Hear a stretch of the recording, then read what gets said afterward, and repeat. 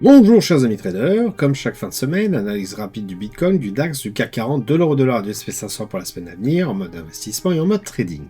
On va commencer tout de suite avec le calendrier économique de la semaine à venir. Donc on voit déjà que c'est relativement calme pour la semaine qui s'annonce, et puis je dirais même sur les... tout simplement parce qu'on arrive à l'été, les investisseurs commencent eux aussi à prendre leurs vacances. Donc si on va plutôt regarder sur les annonces économiques sur les 2 mois à venir, et je pense que ce qui va être surtout intéressant à regarder pour nous, ça va être la décision de la BCE sur les taux, donc plutôt le 24 juillet, et le lendemain, le 30, la décision pareil, mais côté US, donc de la Fed sur les taux.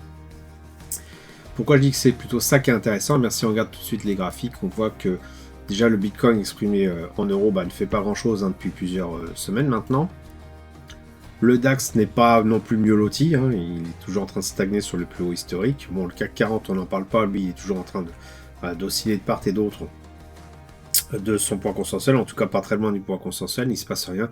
Non, c'est vraiment l'euro-dollar qui est assez, je dirais, moteur, qui est plus ou moins en momentum, il faut quand même le reconnaître, puisque depuis le début de l'année, évidemment, il n'arrête pas de monter, depuis tout début 2025, l'euro monte par rapport au dollar, on a pris pratiquement une quinzaine de pourcents. Alors est-ce que ça va durer? C'est un peu ça la question. On sait très bien que c'est lié à la géopolitique, mais surtout au taux d'intérêt la différence qu'il y a entre la zone US et la zone euro. C'est pour ça que je dis qu'il faut vraiment regarder ces indicateurs économiques, ces annonces sur les taux. C'est vraiment ceux qui normalement sont moteurs sur la valeur de l'argent par rapport à l'euro par rapport au dollar. Et normalement, c'est la zone qui a le taux d'intérêt le plus intéressant, jusqu'à le dire, qui attire l'argent. Or là, on a une zone euro qui a 4,25 et une zone US qui a 2%, et c'est quand même l'euro qui monte. Je sens vraiment une arnaque. Alors, est-ce que ça va être lié aussi à tout ce qui est transaction qu'il y a en ce moment entre le US et les zones euro pour tout ce qui est taxes d'importation? C'est très possible. Moi, je m'attends vraiment à un retour de flamme sur cette taux euro-dollar. Je me demande si ça ne sert pas les intérêts de la zone US, notamment pour tout ce qui concerne les exportations justement de la zone US vers la zone euro. Est-ce que c'est pas voulu par notre camarade Trump? On ne sait pas. Est-ce qu'il n'y a pas une anguille sous roche?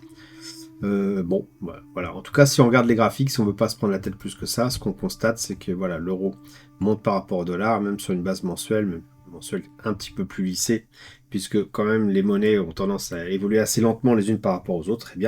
On voit qu'on est sérieusement en train d'entamer une cassure de ce tunnel-là. Alors on peut toujours bien sûr l'ajuster, encore le remonter un petit peu, et on voit que cette semaine, on est arrivé à peu près au même niveau que la semaine dernière. Est-ce un début de retournement? Je ne sais pas. On voit qu'on est vraiment sur les plus hauts à tous les niveaux. Et il se pourrait très bien que la semaine prochaine, on ait une petite correction. Donc ça serait intéressant à voir. Ce qui va être surtout intéressant de voir, c'est surtout les taux qui vont être annoncés. Donc les 24 et... qu'est-ce que j'ai dit? Les 24 et...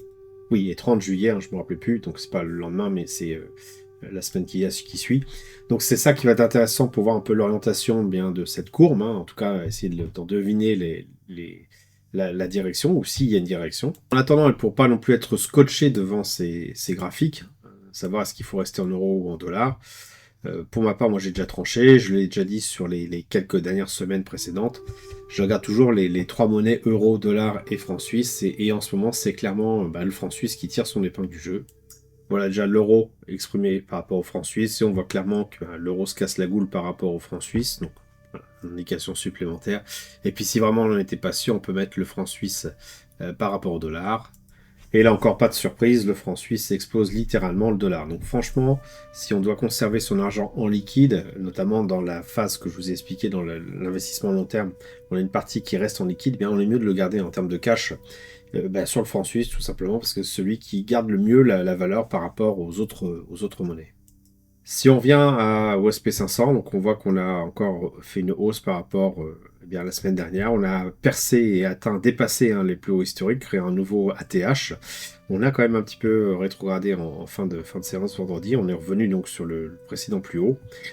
Donc ce que je disais, il y a plusieurs scénarios que j'envisageais déjà la semaine dernière. Une petite correction à la suite de cette hausse qui est tout à fait envisageable, avec un retour sur le point consensuel qui est pas très loin. C'est tout à fait une première étape possible. Ou alors tout simplement je me plante et on a une explosion du prix directement à la hausse sans forcément de frein. C'est peu probable dans cette phase de vacances où il y a un peu moins d'investisseurs, notamment les investisseurs institutionnels qui potentiellement peuvent se calmer. Maintenant tout peut arriver avec les événements géopolitiques, tout est resté un peu calme depuis la trêve entre guillemets plus ou moins forcée entre l'Iran et Israël. Quelque chose me laisse à penser que c'est peut-être juste une période d'accalmie, que ça pourrait reprendre, et donc ça pourrait remodifier un peu les courbes qu'on est en train de regarder. Donc on reste prudent, et il est tout à fait possible que s'il n'y a pas de consolidation immédiate la semaine prochaine, bien qu'on parte directement sur les plus hauts en l'absence de ces événements quels qu'ils soient. Notamment, si on regarde aussi l'or, on voit effectivement qu'on a une correction qui était relativement saine par rapport au plus haut, mais qu'on s'est un peu repris par rapport à la semaine dernière. Pas énormément non plus, mais suffisamment, pour faire à penser que tout ce qui est RSI et stochastique, eh bien, sont toujours valides en termes de flux haussier. Et donc, ce flux haussier de l'or est aussi un indicateur que certains investisseurs restent quand même intéressés sur un mouvement long terme haussier de l'or, et que là, finalement, on avait un niveau assez intéressant pour remettre une pièce dans le jukebox, comme je dis souvent, pour continuer, pour profiter donc de cette hausse de l'or. Voilà, j'espère que vous avez apprécié cette vidéo. Je vous propose de faire une petite pause pendant ces vacances d'été, sauf si bien sûr des événements arrivaient et nécessiteraient finalement qu'on refasse une analyse. Abonnez-vous à la chaîne YouTube pour ne rater aucune nouvelle publication. Je vous dis merci et à bientôt sur le blog. Quand j'ai commencé le trading, ce n'était pas pour gagner des millions d'euros, me pavaner en voiture de luxe à Dubaï et vivre une vie de jet set. Bien au contraire. Mon objectif était tout autre. C'était avant tout de pouvoir être serein. Pas besoin d'être millionnaire pour ça. Non, moi je voulais juste être autonome et ne dépendre de personne pour faire mes choix de vie. Ce que je voulais, c'était pouvoir aller en bord de mer, me balader dans la forêt, me réchauffer au coin du feu dans ma petite maison, sans avoir à craindre de ne pas pouvoir payer le prochain loyer. Un objectif simple, puissant et réellement atteignable à la fois. Cet objectif, je suis en train de l'atteindre. J'ai ma petite maison pas très loin de la mer, elle est payée, ne me coûte pas très cher en entretien. Mon activité de trading me fournit une partie de ce dont j'ai besoin pour vivre. Pour le reste, j'ai encore une activité professionnelle, mais elle me sert plus à épargner qu'à vivre.